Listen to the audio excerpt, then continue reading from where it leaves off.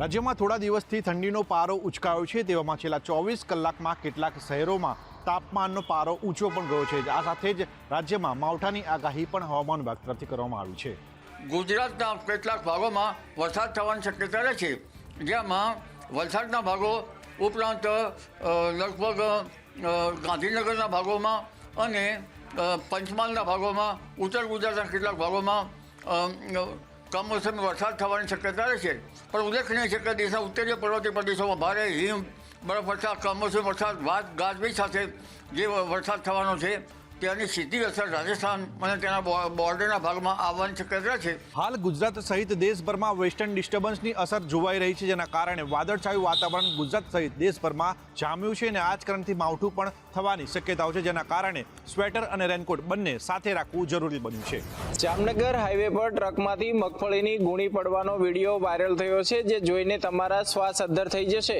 Lalpur Jamnagar highway પર ભરચક ભરેલો મગફળીનો ટ્રક જતો હતો, તે દરમિયાન ટ્રકમાં ભરેલી મગફળીનો જથ્થો 8 થી 10 ગુણી જેટલી મગફળી રોડ ઉપર પડી જતા મગફળીની રેલમછેલ જોવા મળી હતી। ત્યારે આ સમગ્ર ઘટનાનો વિડીયો હાલ સોશિયલ મીડિયામાં વાયરલ થઈ રહ્યો છે।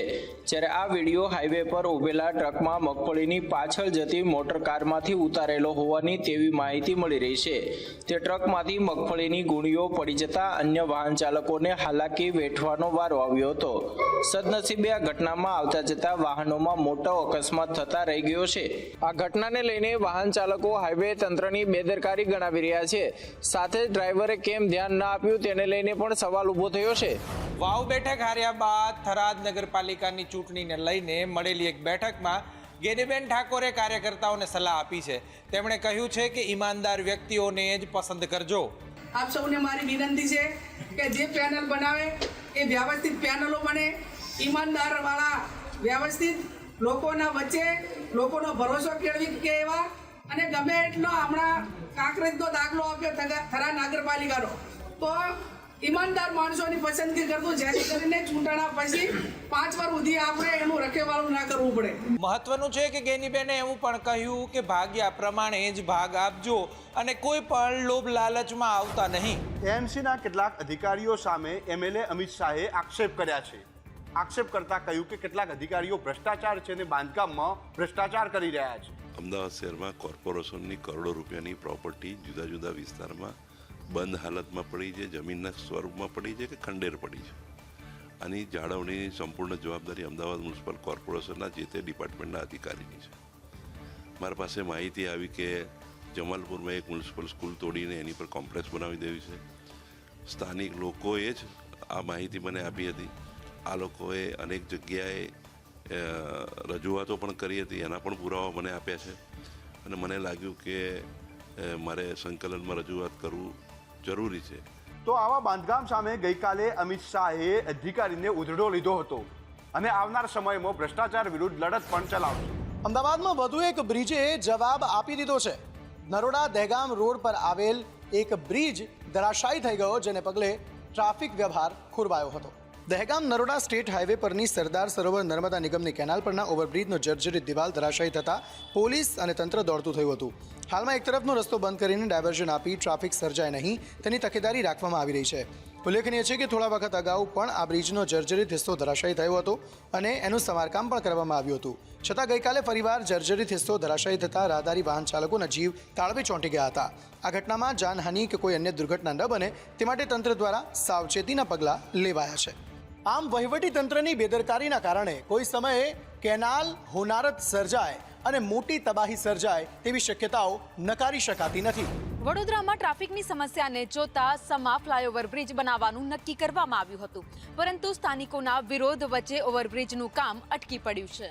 ત્યારે વિવાદિત સમા ફ્લાયઓવરને લઈ ધારાસભ્યનું કહેવું છે કે જ્યારે મેયર હતો ત્યારે સમા બ્રિજ સહિત અન્ય 5 બ્રિજ મંજૂર કરવામાં આવ્યા હતા।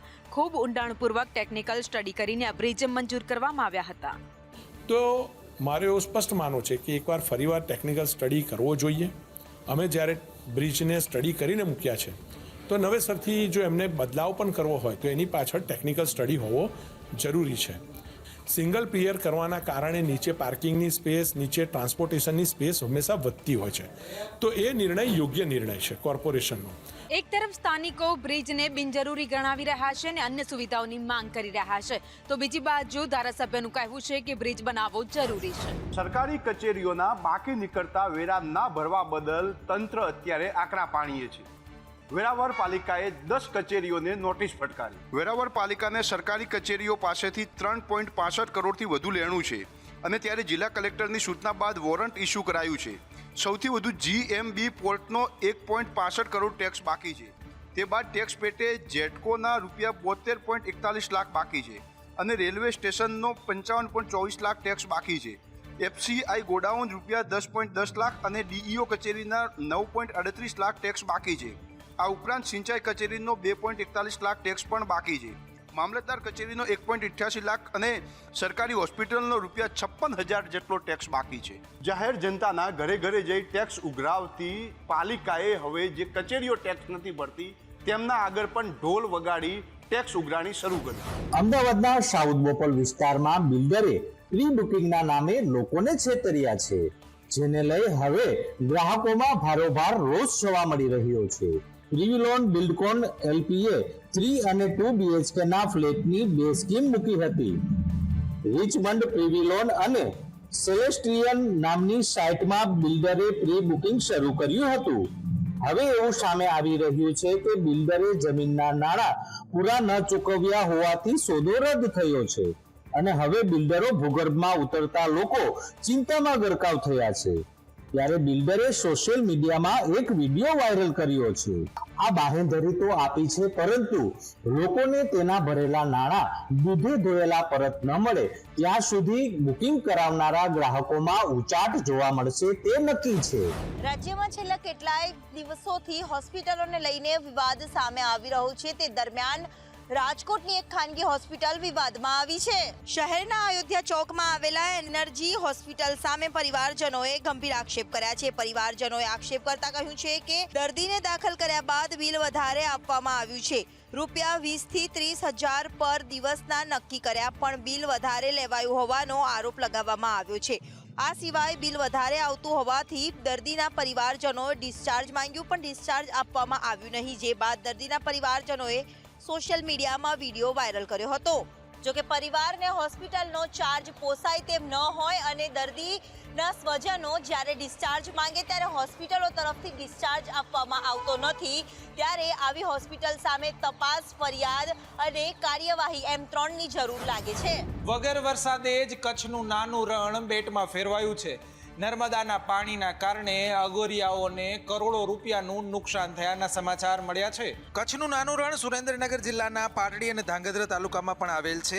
રણમાં અગરિયાઓ કાળી મજૂરી કરી મીઠું પકવતા હોય છે, પરંતુ સરકારની અણઆવડત અને તંત્રની બેદરકારીનો ભોગ અગરિયાઓને બનવાનો વારો આવી રહ્યો છે. કારણ કે નાના રણમાં નર્મદા કેનાલના વધારાના પાણી ફરી વળ્યા છે, જેના કારણે અંદાજે રણના 30 કિલોમીટર વિસ્તારમાં નર્મદાના પાણી ભરાતા મીઠું પકાવવા બનાવેલા પાટા તૂટી પાણીમાં તણાઈ ગયા છે અને પાણી ફરી વળવાને કારણે 400થી વધુ પાટા તૂટી જતા અગરિયાઓને 2 કરોડથી વધુના નુકસાનના સમાચાર મળ્યા છે. છેલ્લા 5 વર્ષથી આવીને આવી જ સ્થિતિ રહેતી હોવાથી અગરિયાઓને કરોડોનું નુકસાન થઈ રહ્યું છે. તેઓની માંગ છે કે નર્મદાના પાણીનો યોગ્ય નિકાલ કરવામાં આવે.